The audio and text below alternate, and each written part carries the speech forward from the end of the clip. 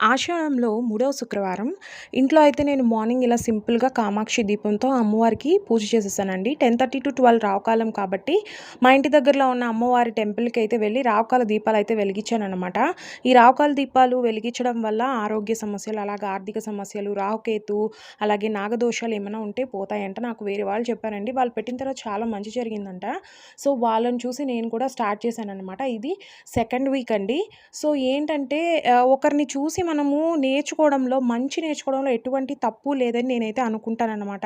దానివల్ల మనకి పాజిటివ్ వైబ్సే వస్తాయండి. ఇప్పుడు చక్కగా టెంపుల్‌కెళ్తాం ఫ్రైడే ఖచ్చితంగా రావుకాల దీపం పెట్టాలంటే.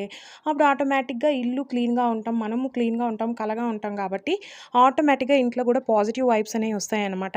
సో, తప్పు చేయకుండా ఏ మంచి పని చేసినా పాజిటివిటీ అయితే తప్పకుండా వస్తుంది కాబట్టి మీరు కూడా ఒకసారి ట్రై చేసి చూడండి.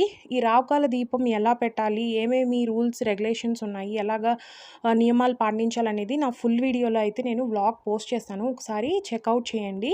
ఈ వీడియోస్‌లో ఒక్క పాయింట్ మీకు నచ్చినట్లయితే ఒక్కసారి ఒక చిన్న లైక్ ఇచ్చి సబ్స్క్రైబ్ చేయండి. నన్ను ఎంకరేజ్ చేయండి. Thank you.